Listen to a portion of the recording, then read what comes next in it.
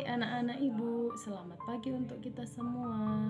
Jumpa lagi dengan saya, Ibu Dina Pianti Saragi pada mata pelajaran PPKN. Pada pertemuan kali ini, kita akan belajar tentang bab 3, yaitu Kedaulatan Negara Kesatuan Republik Indonesia. Pertemuan kali ini kita akan membahas tentang bagian kedua, yaitu bentuk dan prinsip negara kesatuan Republik Indonesia. Tahukah kamu, negara Indonesia adalah negara yang berdasarkan kedaulatan rakyat.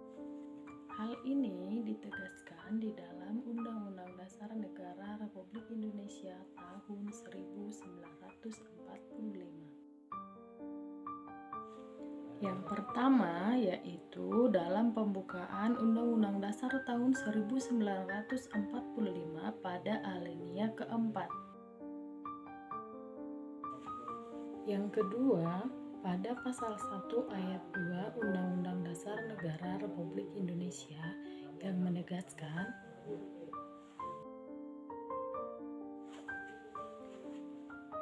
selain menganut teori kedaulatan rakyat, Indonesia juga menganut teori kedaulatan hukum yang ditegaskan pada pasal 1 ayat 3 yang menyatakan bahwa negara Indonesia adalah negara hukum.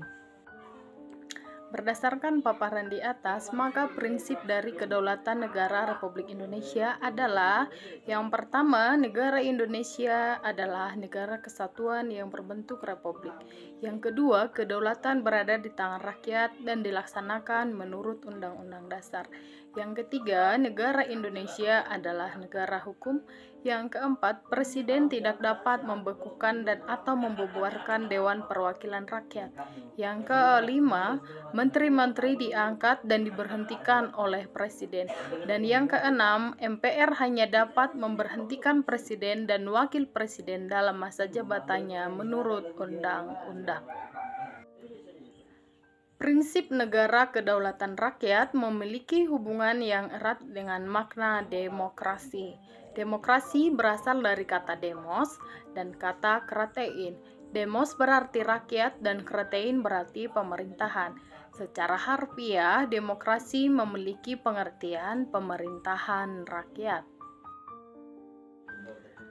Negara Indonesia adalah negara yang berdasarkan demokrasi Pancasila. Demokrasi Pancasila memiliki makna demokrasi yang dijiwai oleh nilai-nilai Pancasila sebagai satu kesatuan. Demokrasi yang dijiwai oleh nilai ketuhanan yang Maha Esa, kemanusiaan yang adil dan beradab, persatuan Indonesia, kerakyatan yang dipimpin oleh hikmat kebijaksanaan dalam permusyawaratan perwakilan dan keadilan sosial bagi seluruh rakyat Indonesia.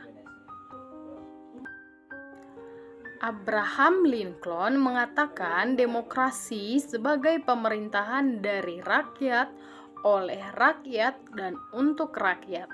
Jadi, dalam negara demokrasi, rakyat yang memiliki kekuasaan dalam mengatur pemerintahan atau kekuasaan ada di tangan rakyat. Hal ini sejalan dengan makna kedaulatan rakyat. Pelaksanaan demokrasi di Indonesia dilakukan dengan demokrasi langsung dan demokrasi tidak langsung.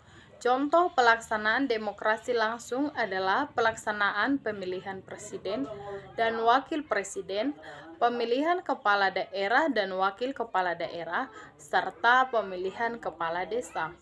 Demokrasi secara tidak langsung, contohnya pelaksanaan tidak langsung adalah adanya lembaga perwakilan rakyat yang bertugas untuk menyampaikan aspirasi dan amanat rakyat dalam pemerintahan. Wakil-wakil rakyat yang akan duduk di DPR, DPD, dan DPRD dipilih oleh rakyat secara langsung melalui pemilihan umum. Asas atau prinsip utama demokrasi Pancasila yaitu pengambilan keputusan melalui musyawarah mufakat. Musyawarah berarti pembahasan untuk menyatukan pendapat dalam menyelesaikan masalah bersama. Dan mufakat adalah sesuatu yang telah disetujui sebagai keputusan berdasarkan kebulatan pendapat. Jadi kita simpulkan musyawarah mufakat berarti pengambilan keputusan berdasarkan kehendak orang banyak atau rakyat sehingga tercapai kebulatan pendapat.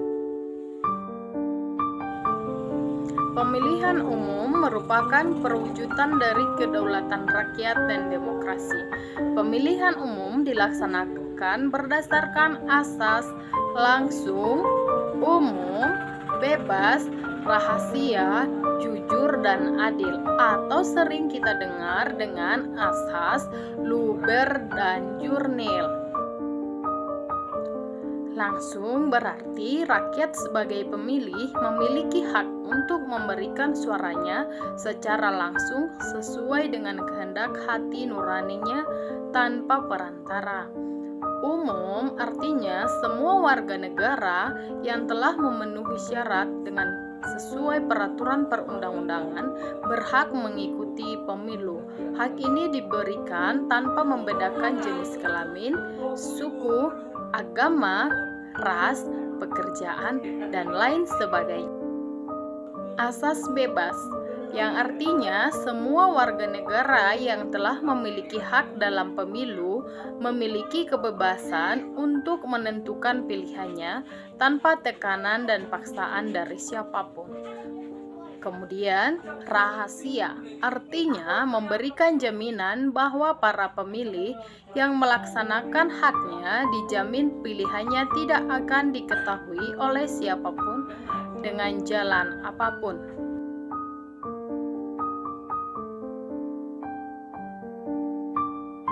Jujur artinya penyelenggara pemilu, aparat pemerintah, peserta pemilu, pengawas pemilu, pemantau pemilu, pemilih, serta semua pihak yang terkait harus bersikap jujur sesuai dengan peraturan perundang-undangan. Kemudian asas adil artinya menjamin bahwa setiap pemilih dan peserta pemilu mendapatkan perlakuan yang sama serta bebas dari kecurangan dari pihak manapun.